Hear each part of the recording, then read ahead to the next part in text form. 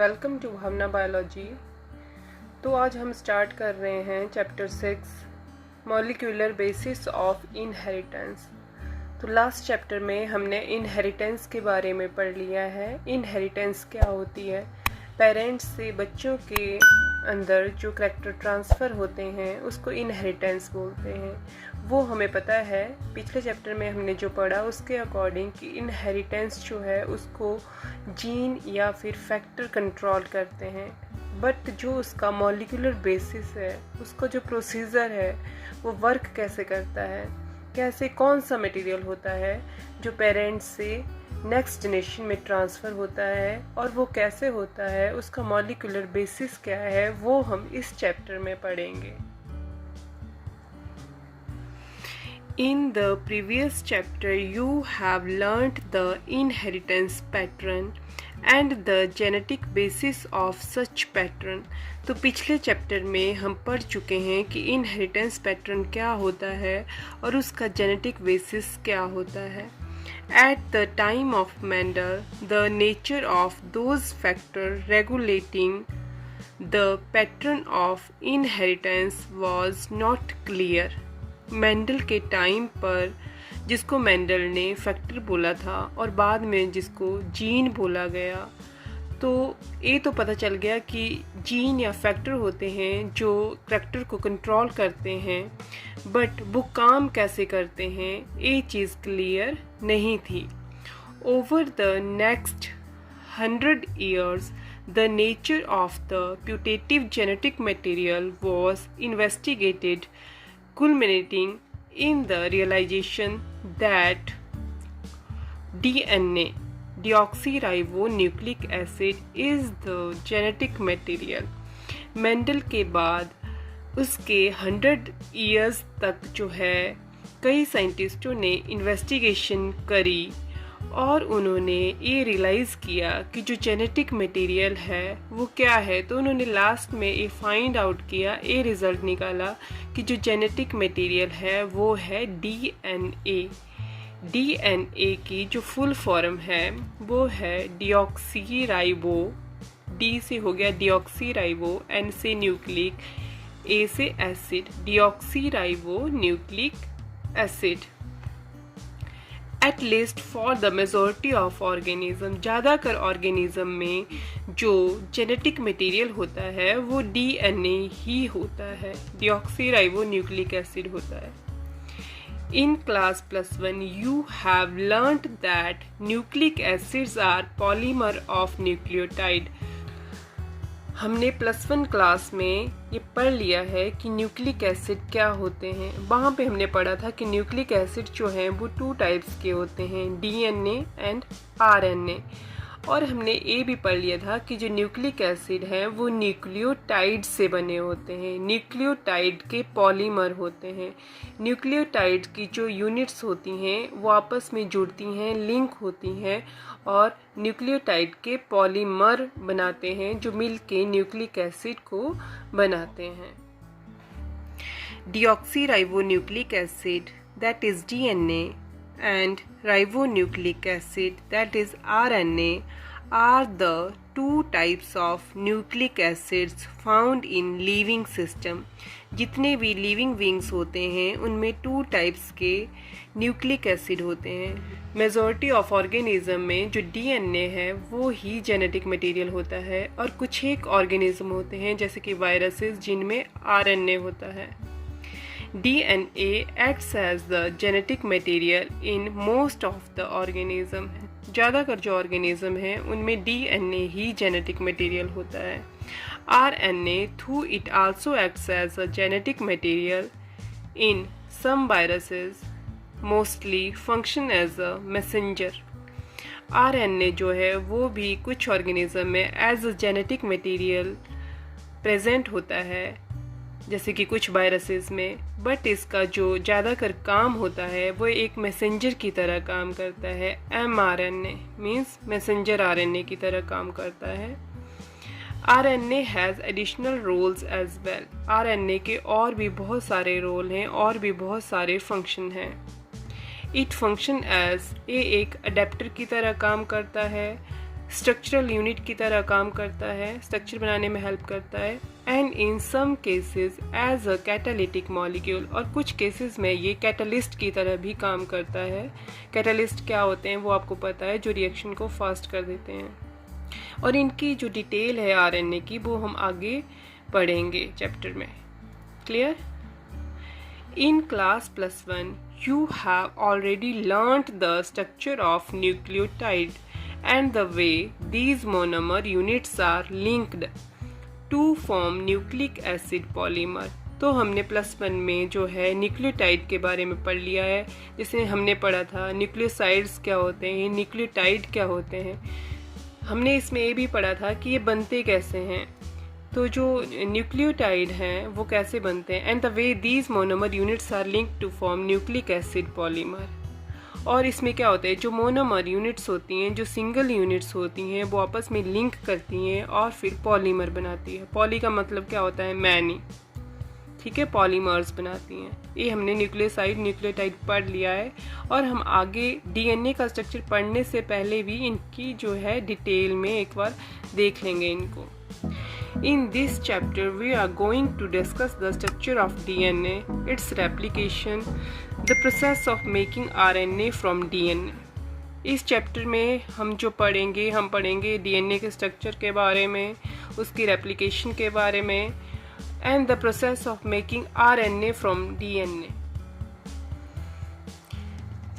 In class +1, you have already learnt the structure of nucleotide and the way these monomer units are linked to form nucleic acid polymer। तो +1 class में हमने nucleotide के बारे में पढ़ लिया है, और हमने देख लिया है कि न्यूक्लियोटाइड कैसे बनते हैं। इसमें क्या होता है, जो मोनोमर यूनिट्स होती हैं, जो सिंगल यूनिट्स होती हैं, वो आपस में लिंक करती हैं और पॉलीमर्स बनाती हैं। जैसे मोनो का मतलब होता है वन और पॉली का मतलब होता है मैनी, ठीक है। तो ये जो मोनोमर यूनिट्स होती हैं वो आपस में लिंक करती हैं और पॉलीमर्स बनाती हैं। In this chapter we are going to discuss the structure of DNA. इस चैप्टर में हम क्या क्या पढ़ेंगे, इसमें हम पढ़ेंगे डीएनए के स्ट्रक्चर के बारे में, इट्स रेप्लिकेशन, उसकी रेप्लिकेशन के बारे में, the process of making RNA from DNA. तो सबसे पहले क्या होता है, जैसे मैं आपको यहाँ बता देती हूँ, जैसे डीएनए है, डीएनए से पहले आरएनए बनता है, आरएनए, ये एमआरएनए होता है, मैसेंजर आरएनए। तो ये जो प्रोसेस होती है इसको बोलते हैं ट्रांसक्रिप्शन। ट्रांसक्रिप्शन। तो डीएनए से जो आरएनए बनता है उस प्रोसेस को बोलते हैं ट्रांसक्रिप्शन, ठीक है। तो उसके बारे में डिटेल में हम पढ़ेंगे। The genetic code that determine the sequence of amino acid in proteins. तो हमें पता है कि जो प्रोटीन्स है वो किससे बनी होती है, जो प्रोटीन्स है वो एमिनो एसिड से बनी होती है। तो जो उसकी सीक्वेंस है उसके बारे में पढ़ेंगे, और इसके लिए जो भी जेनेटिक कोड जो हैं वो यूज़ होते हैं उनके बारे में पढ़ेंगे। तो आगे जाके हम जेनेटिक कोड के बारे में भी पढ़ेंगे। तो इसमें क्या होता है, डीएनए से पहले एमआरएनए बनता है, एमआरएनए से फिर प्रोटीन बनती है, प्रोटीन। तो डीएनए से मैसेंजर आरएनए बनने की जो प्रोसेस है इसको ट्रांसक्रिप्शन बोलते हैं, और जो मैसेंजर आरएनए से प्रोटीन बनती है इस प्रोसेस को बोलते हैं translation. Translation, clear? The process of protein synthesis, translation and elementary basis of their regulation. तो हम पढ़ेंगे कि आरएनए से प्रोटीन कैसे बनती है, उस प्रोसेस को ट्रांसलेशन बोलते हैं, और उस कौन सी चीज़ उसको रेगुलेट करती है, उसका बेसिस ऑफ रेगुलेशन है, वो भी हम डिटेल में पढ़ेंगे। The determination of complete nucleotide sequence of human genome during last decade has set in a new era of genomics।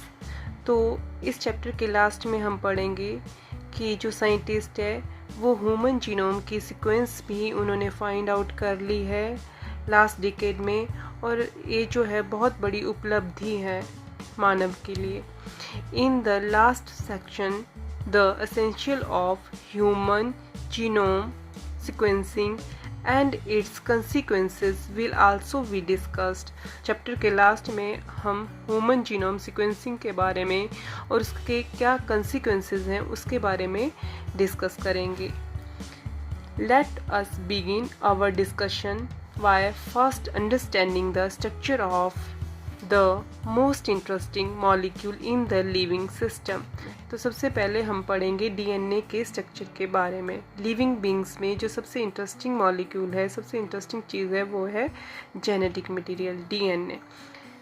So that is the DNA. In subsequent section we will understand that why it is the most abundant genetic material and what its relationship is with RNA। तो हम आगे पढ़ेंगे DNA के structure के बारे में कि ये जो जेनेटिक मटेरियल है ये सबसे ज़्यादा क्यों होता है, सारे लिविंग ऑर्गेनिज्म में जो है ज़्यादातर डीएनए ही होता है, तो वो क्यों होता है और इसका आरएनए के साथ क्या रिलेशन है। ये जो हम आज पढ़ रहे हैं इस वीडियो में, ये सिर्फ जो है अभी इंट्रोडक्शन है, इसकी जो डिटेल है वो अभी हमें पढ़नी है। The DNA is a long polymer of deoxyribonucleotide। तो DNA क्या है? DNA एक लॉन्ग पॉलीमर है जो किससे बना हुआ है? deoxyribonucleotide से। The length of DNA is usually defined as number of nucleotide। तो अगर हमने DNA की लेंथ को देखना है कितना है, तो the length of DNA is equal to number of nucleotide, कि उसमें कितने न्यूक्लियोटाइड हैं। या हम बोल सकते हैं और a pair of nucleotide referred to as base pair present in it. जैसे कि हमने +1 में पढ़ लिया है कि जो न्यूक्लियोटाइड होते हैं डीएनए में वो पेयर में होते हैं। जैसे एडेनिन है, उसका पेयर जो है वो किसके साथ बनता है? थायामाइन के साथ।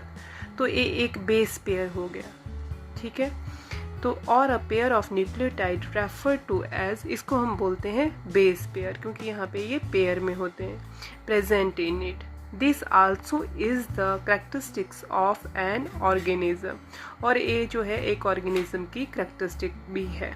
फॉर एग्जाम्पल, और कई बार इसमें से क्वेश्चन भी आ जाते हैं, जैसे कि बैक्टीरियोफेज है जिसको 5174 भी बोला जाता है, उसमें कितने होते हैं न्यूक्लियोटाइड? उसमें होते हैं 5386 न्यूक्लियोटाइड होते हैं इसमें, ठीक है। आगे है बैक्टीरियोफेज लैम्डा, उसमें कितने बेस पेयर होते हैं? BP मतलब बेस पेयर, उसमें होते हैं 48,502 बेस पेयर। नेक्स्ट है एस्चर्चिया कोली, इसमें कितने होते हैं? 4.6 × 10 raised to the power 6 base pair।